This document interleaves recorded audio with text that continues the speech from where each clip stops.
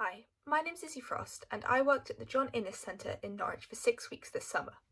I applied for this opportunity so that I could gain both valuable practical experience that the pandemic would have otherwise prevented me from having this year, as I didn't get to do any lab work, and also so that I could see what work in a professional lab would entail and whether it would be something that I would enjoy. My project involved using virus-induced gene silencing, or VIGS, on 3 genes in wheat in order to knock down their expression levels.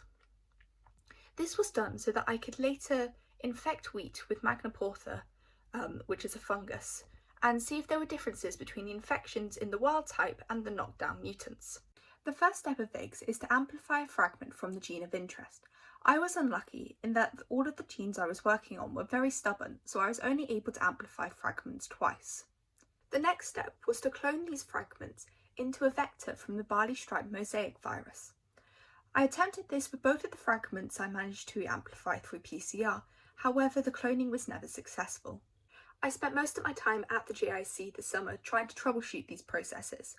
Whilst I did make a lot of progress in them, for example for the DNA amplification, I started having no amplification of any of my fragments at all, and then by changing different primers, changing different reaction reagents, trying to rule out things that might be going wrong, I moved from having no amplification to consistently having some amplification. It was just often too contaminated or not at a high enough concentration to move forward.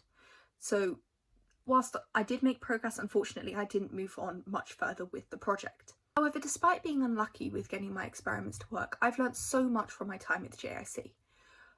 I've used pieces of equipment and learnt different practical techniques that I would have never been able to do at uni.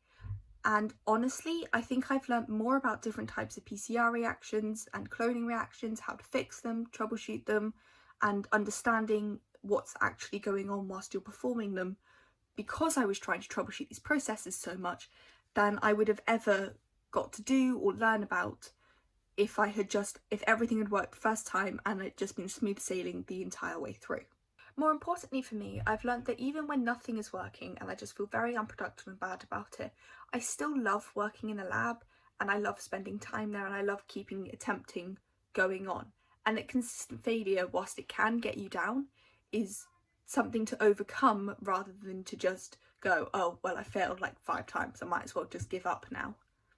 I always thought that I wanted to continue down into further study in the cell biology and cell signalling areas.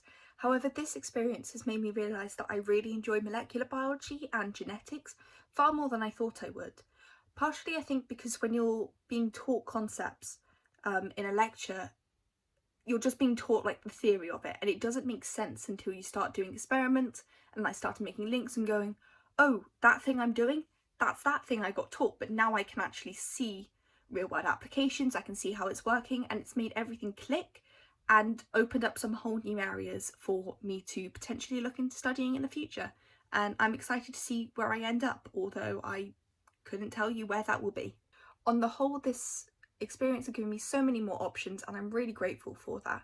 And I also just want to say a huge thank you to everyone in the Saunders Lab group, and especially to Fran and Diane for having me and making my stay there really enjoyable.